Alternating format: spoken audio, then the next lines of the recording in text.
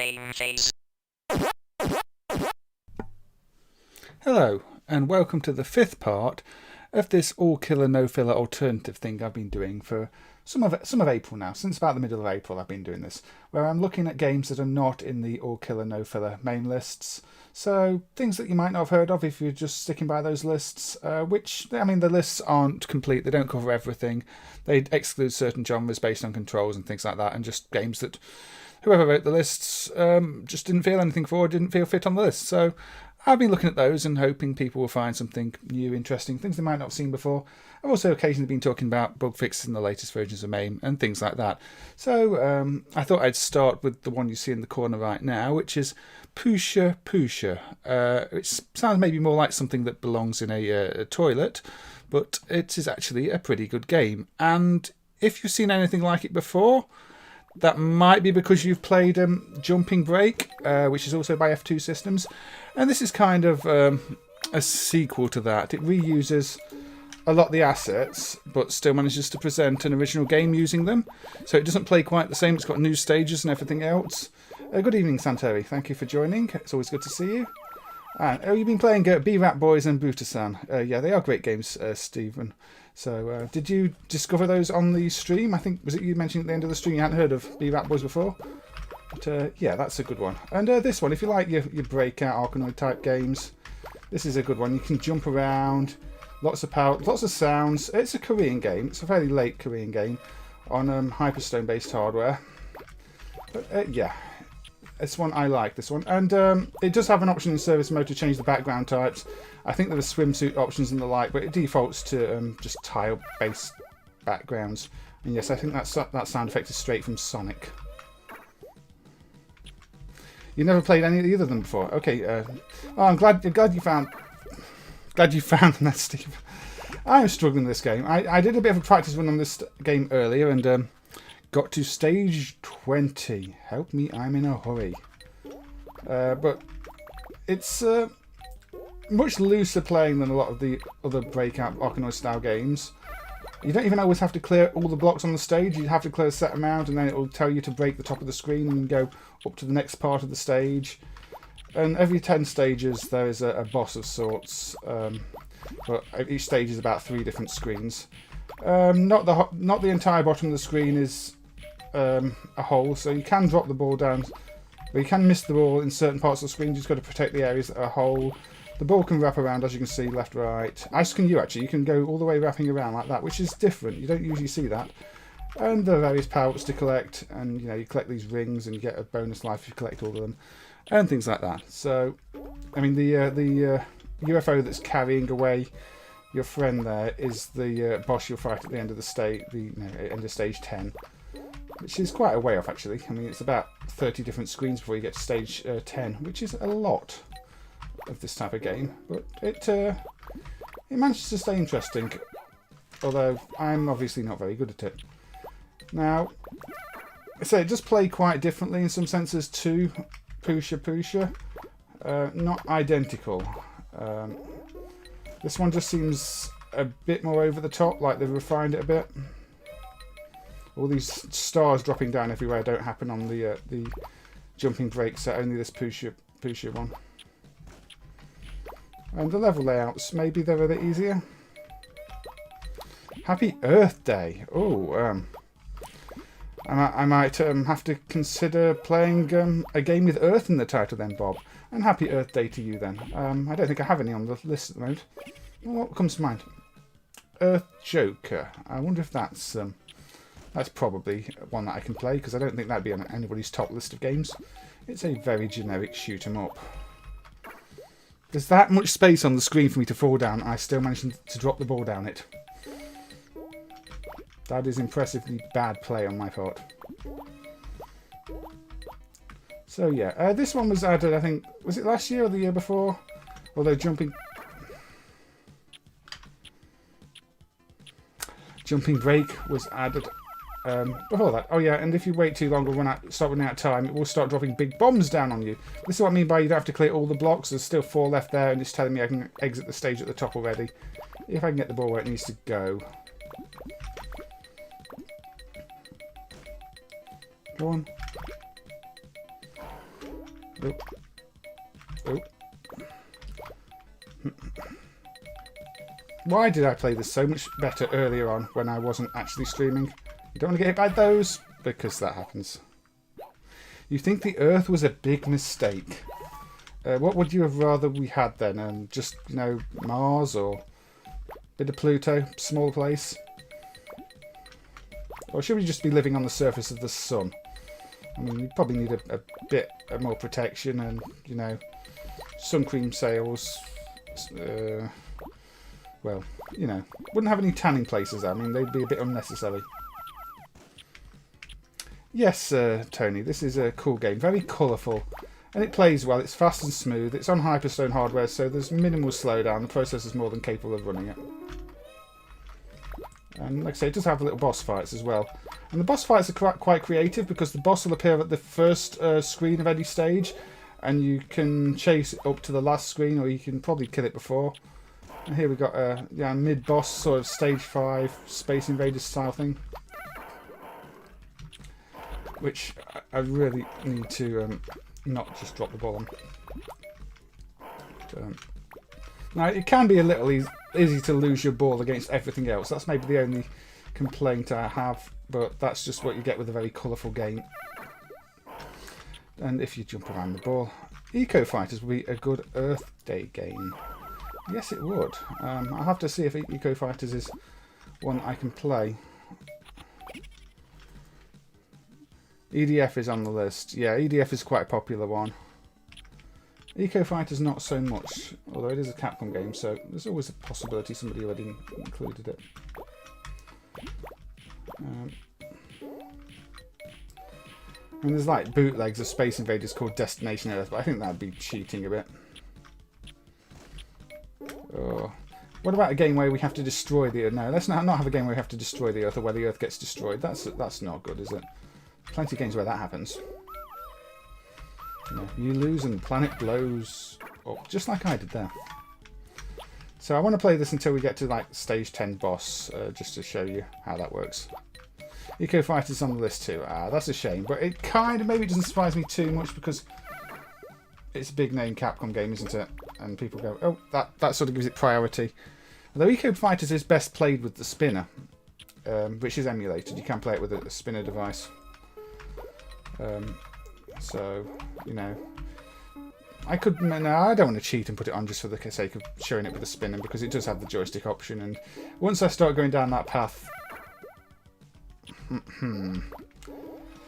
I end up with far more things to put on the list that I don't need to put on the list. There we go.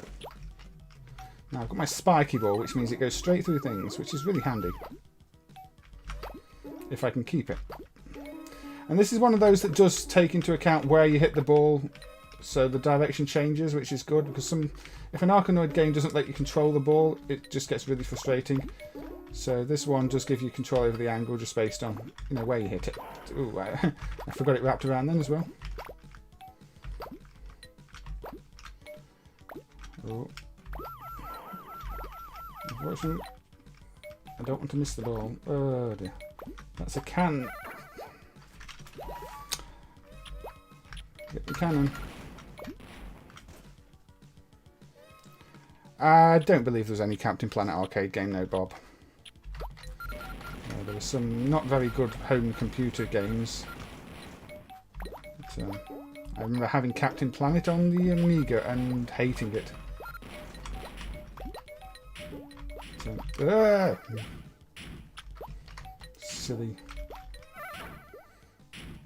Now, I don't know what the lightning does, because the lightning doesn't seem to kill you. Maybe it's just to distract you.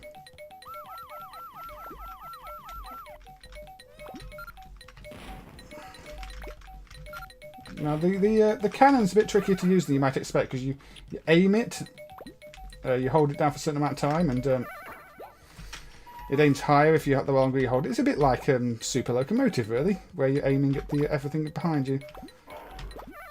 How bad can somebody be at an Arkanoid type game? Well, I don't like the way the tiles that you don't have to destroy bounce around when they get hit too. And everything makes a sound, which can be annoying. But, oh, come on.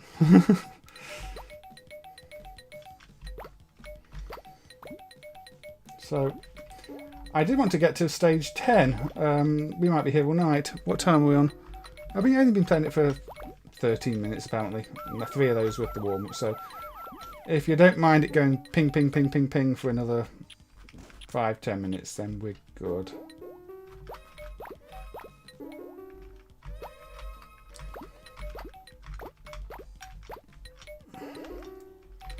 There is Red Earth. I'd imagine Red Earth would be on the list already. Again, very big name Capcom game, that one. First CPS3 title and all that.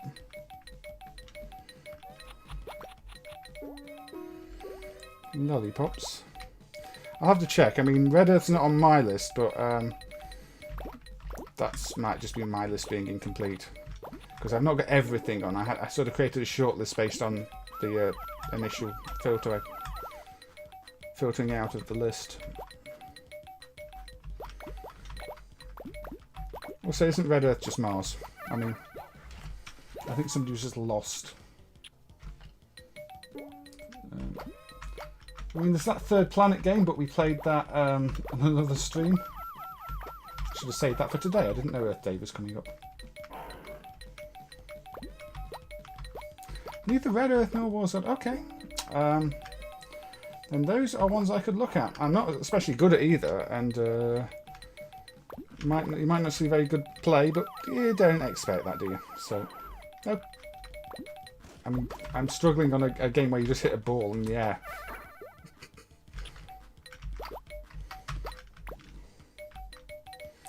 I did do a lot better than this early on, like I said.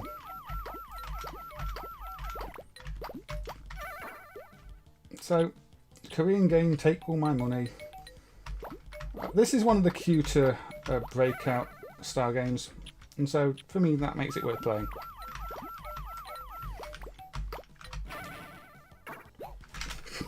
Oh dear.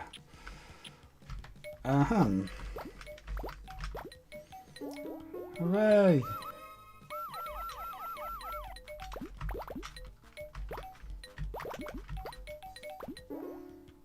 There we go. So yeah, I might have a look at Red Earth in a bit then. Probably the next game actually. It would fit, wouldn't it? So we're on stage 8, is it? Not far to go before I can turn this one off. I mean, I do enjoy playing this one. I just don't want it to outstay its welcome on stream. It does.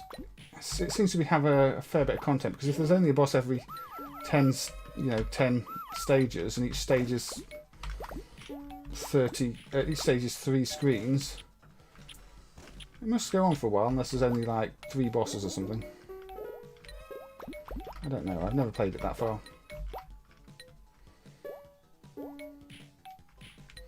So here we go. Now, if you jump into the ball, it does give it a bit more power, so it goes through more blocks, which is why you see me jumping all the time rather than just staying on the ground. That gives you a bit more jump power. Oh, those are useful, if I can get them. The wings let you fly.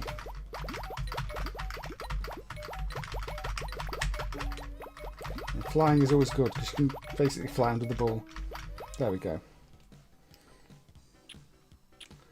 So stage 10, yeah, this is where you see you get the UFO fight. The boss, oh, I've lost my wings. And it just keeps coming up with these clips. I'm the best, I'm the most strong. It's like, okay. You know, little speech bubbles from the boss the whole time. Forget wing quotes, it's mid-game quotes. Clearly thinks it's hilarious. This is a joystick-based game, yes. Well, it plays fine with joystick too. Your movement's fast enough. I mean, I'm making it look more difficult than it is, but you can move at a fair rate. I don't feel like it needs a spinner. What shall I take now? More of my lives. All these things hitting you slow you down.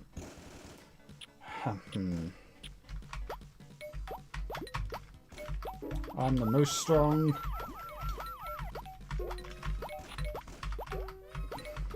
So yeah, you can see this is almost bullet hell level of things going. Oh dear, things going on. So the power down slow me down there, which again wouldn't really work with a dial, because you'd be able to twist it at any speed, and trying to slow down the dial would be a bit messy.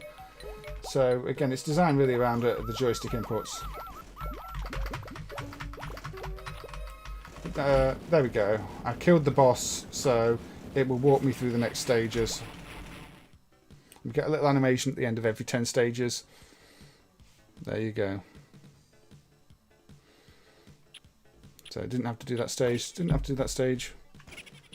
And there we go. Walk forward a little bit. What stage is it going to put me on? Stage 15. It walked me all the way to stage 15. I think for doing well. So I skipped quite a lot of stages, but you know, there you go. You get the idea. This is Poosho, Korean game from F2 Systems, perfectly family friendly, and yeah, it's a good fun one. One I've enjoyed since it was added. So let's load Red Earth, Capcom, 1996. Now this is the first of the CPS3 games, and one of the ones that uses quite a few of the features. It uses some of the blending effects on later stages. For the swords, in fact, I think it uses the blending effect for the swords anyway, but on the later stages it uses it in a few extra modes which weren't fully emulated at first. But yeah, this is really the game I wanted to emulate CPS3 for, back when we emulated CPS3. Because it's one of those Capcom games that didn't get ported to anything. And in that sense, had CPS3 not been decrypted, it was potentially a game that could be lost, because Capcom seemed to just have no interest whatsoever in resurrecting it or bringing it back as a game. Unlike, say, the other games, Street Fighter 3 and the like, which had appeared on Dreamcast and other consoles, because they were more popular games. Whereas this, slightly odd blend of fighter and RPG, probably just didn't work for the audience they were going for. There we go. Red Earth. So, lots of fancy effects. But let's coin it up and have a go and see how badly I do. The answer is very badly. Actually, let's just use some other buttons. Right, who shall I be? Let's be Leo. No password. Again, you get your passwords which let you continue at a certain point with, you know, the experience points you acquired.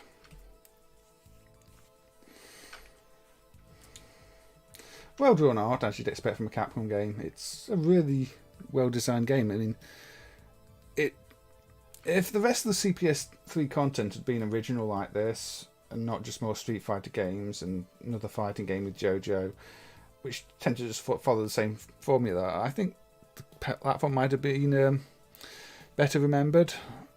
I mean, it could have easily done a really good shooter. There's no shooters on there, but there's not even a homebrew scene built around it. That surprises me more these days, because especially as there are decrypted cartridges, the battery issue's gone if you're using a cartridge that runs decrypted code. I'm sure somebody could develop a really good shoot 'em up or something like that for this. Let the clicky clicky begin. Yes, that is going to happen. You're going to hear lots of keyboard noises. There we go. You see that blending effect on the sword right there to give it the transparent cyan colour against the background. That is extensively used by this character. Now, obviously I'm not doing very well already.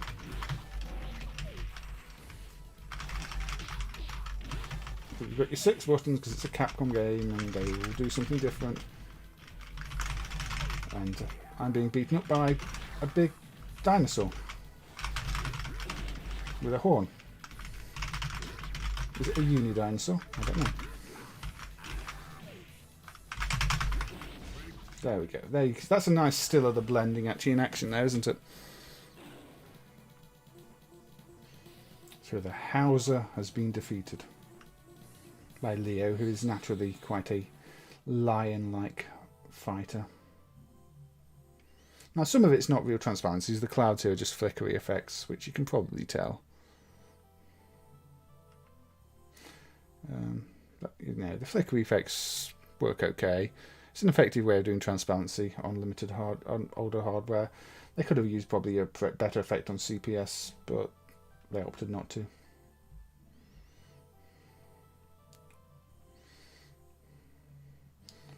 You got your slight distortion on the illusion there, and it fades away.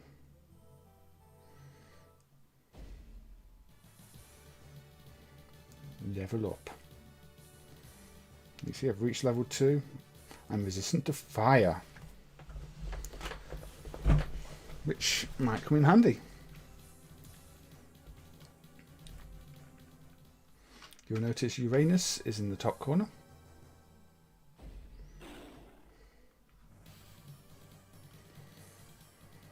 Lots of fire here. Very big sprites. See, that's one of the things with this game. Look how huge this enemy sprite is.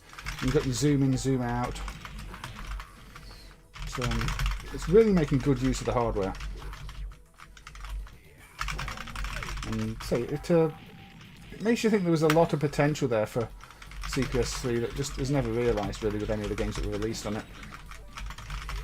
It's only an SH2 yet, but you could have probably done an action-packed shooter, as I said.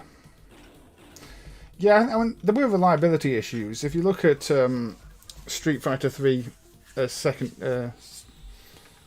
one, what's it called? It's a Giant Attack. That's actually decrypted. That shipped with a cartridge that uses a key of 0, like all blank. So I think they realised with the first Street Fighter 3 game there were some reliability issues and maybe wanted to see if it was related to the encryption key.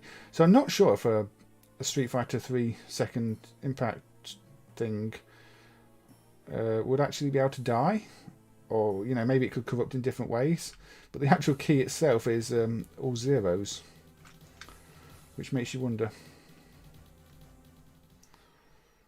But yeah, I think the other issue is that, you know, everybody wanted 3D shortly after this, and the platform never really had a chance to grow, and it's probably cheaper just to put more CPS2 games out. And in some senses, CPS2 is probably easier to program for, because on this one you have to upload your tiles into RAM, a bit more like a VDP. You can't access direct from the ROM area, from what I remember. Because it's flash raw. I don't actually remember anymore. I seem to remember it uploads things into RAM more than, you know, on the fly than the older systems. It's been a long time since I emulated it though, so I could be entirely incorrect in what I'm saying here. Oh. Now you've got the Egyptian theme here, which Capcom would also have in, you know, the Darkstalkers games. You've got your Egyptian character there. Although it's obviously quite a different character here.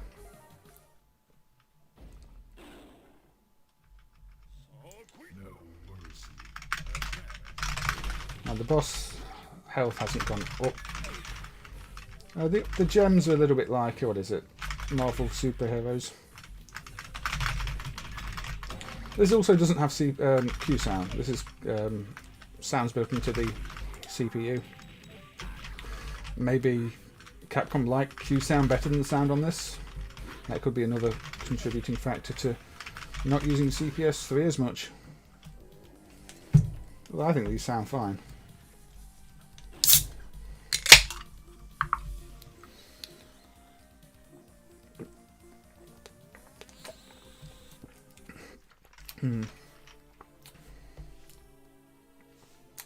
Very colourful backgrounds.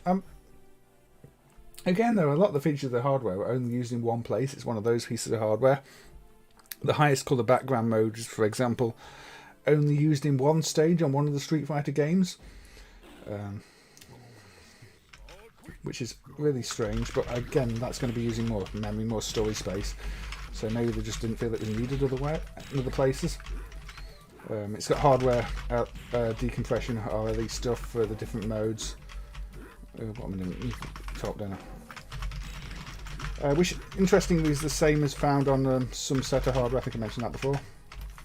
What am I doing?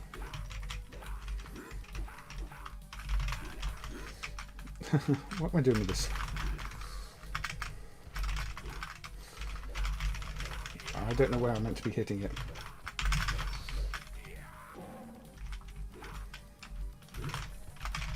I'm meant to jump over it. No. I don't know how the bonus stage works. Time is ended. Or do you need two players to do that? No, that doesn't make sense.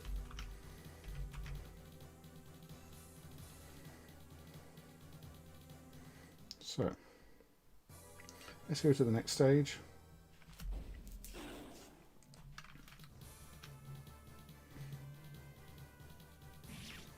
No.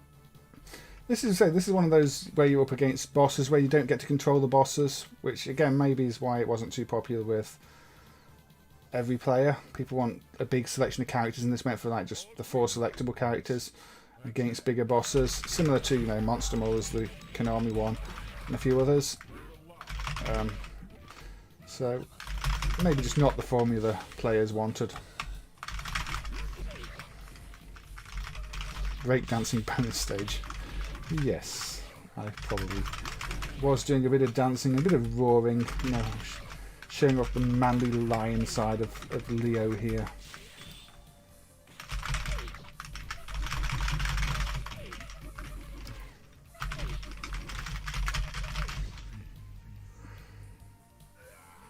Oh dear.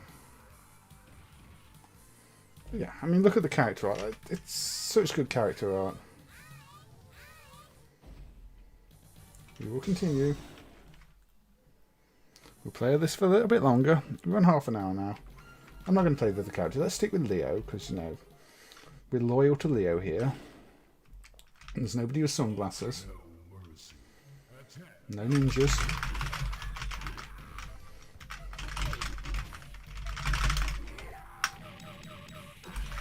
That's better. Do that to them. No, don't do that.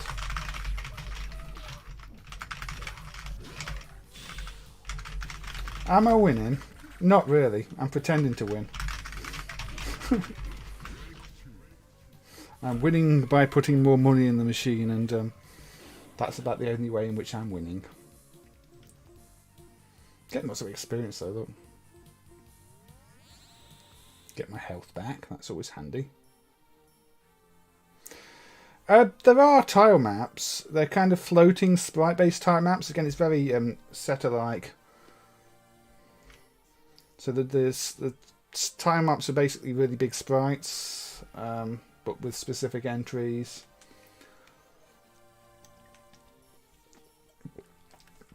And you can define the area of the screen they're on, and the zoom levels for them, and it's a bit of a hybrid. If you look at something like the Setter SSV or Setter 2 hardware, they're kind of similar in the way they work. Not pure sprites, but not pure tile maps. Rather, I mean, Neo Geo is sprite strips rather than the tile apart from the front layer. But yes, I'm sure we'll find this was designed by the same people as, say, those Setter platforms. There's just too much in common for it to be coincidence. Even the sound system is very, very similar to the Nile one used on some of the John game.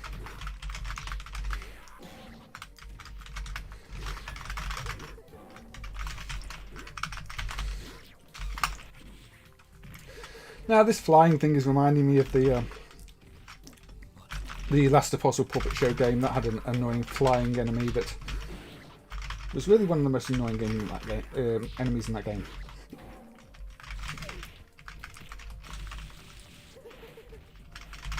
Not afraid to use a bit of blood as well here.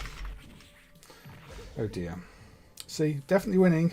Definitely winning.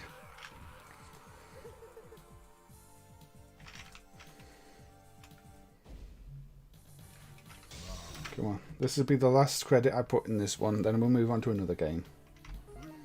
Actually, there is a ninja type character, isn't there? There's Renju. I overlooked the ninja-like character. I will apologise for that.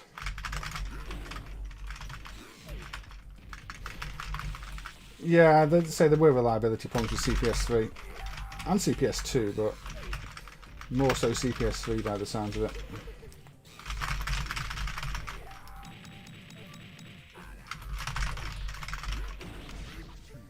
There we go. Chopped it out of the sky. And look, even the death animations are good, the way that they fall apart a little bit there. I've won the chance to insert another coin. I'm not sure that's how it works. I know some South American CPS2 games did have some sort of medal payout system, didn't they? But this one isn't going to give me extra credits for winning.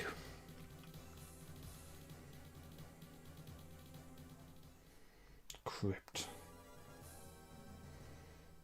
But yes, this works really well in MAME these days. A lot of the CPS3 emulation improvements from the year before last have really helped with it. Also, look at the shadows. They're not just plain round shadows. They're animated shadows. Attention to detail. But the actual background here is a bit boring.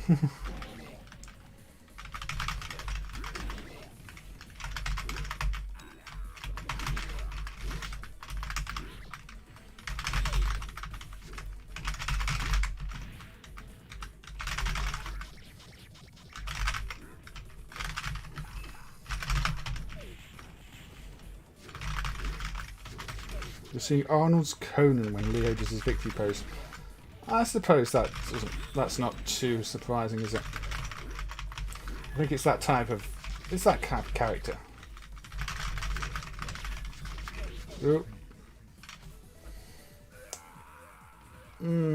I'll give it one more credit since, you know, this enemy is already down to a third health. And it's taunting me. Right, this will be the last credit. The background colour changes there too, doesn't it?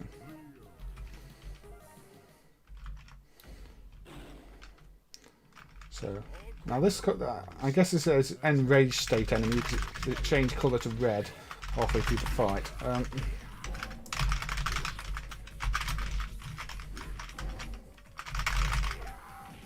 But still, that's how you dispose of an enemy.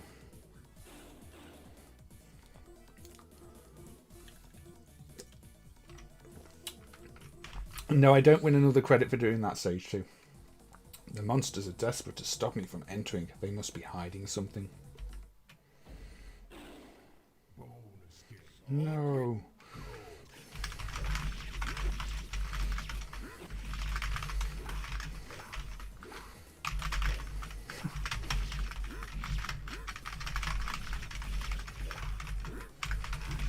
Let's just chop up spikes. Or not, because I keep missing them. Oh, or chop up the thing on the wall even. And pretend I was chopping up spikes. Yes, that makes sense. I thought I was meant to chop up the spikes. Oh well.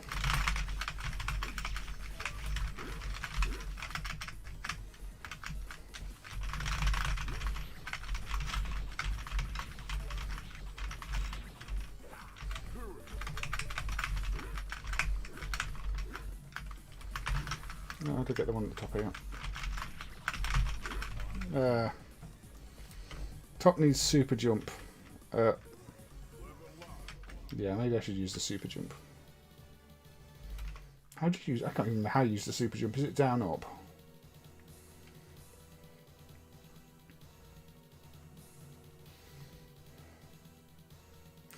Anyway,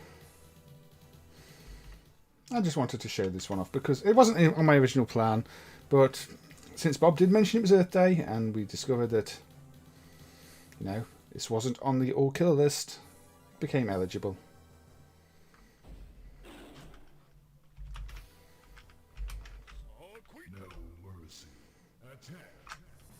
Yeah, down, up, super jump. I did forget that, but I should have remembered. I don't know why I forgot it, but yes, you can jump higher. Again, just the stage graphics are gorgeous.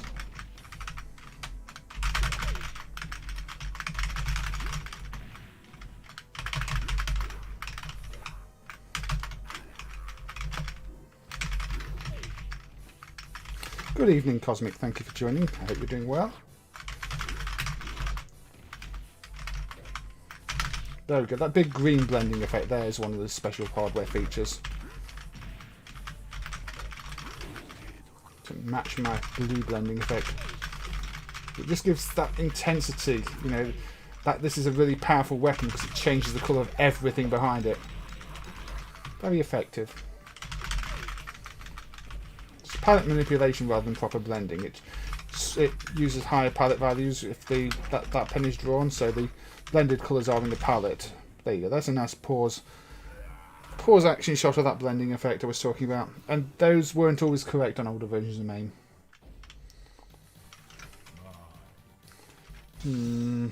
Oh well. Let's pretend that I didn't just insert another credit. Because we are on 40 minutes now. And this is only the second game.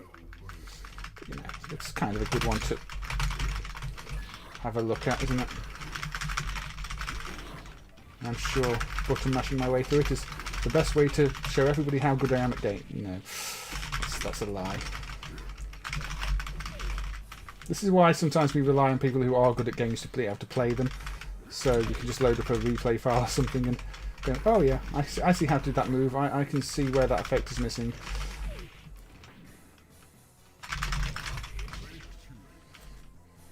Yeah, the animations are fantastic here. Like I say, I think this is, to me, the best looking of the CPS3 games. It was the first one. It makes such good use of the hardware, as I've said before. I can't really complain about it. It just it wasn't really what fans wanted, I guess, in terms of the game. Just 4 selectable characters.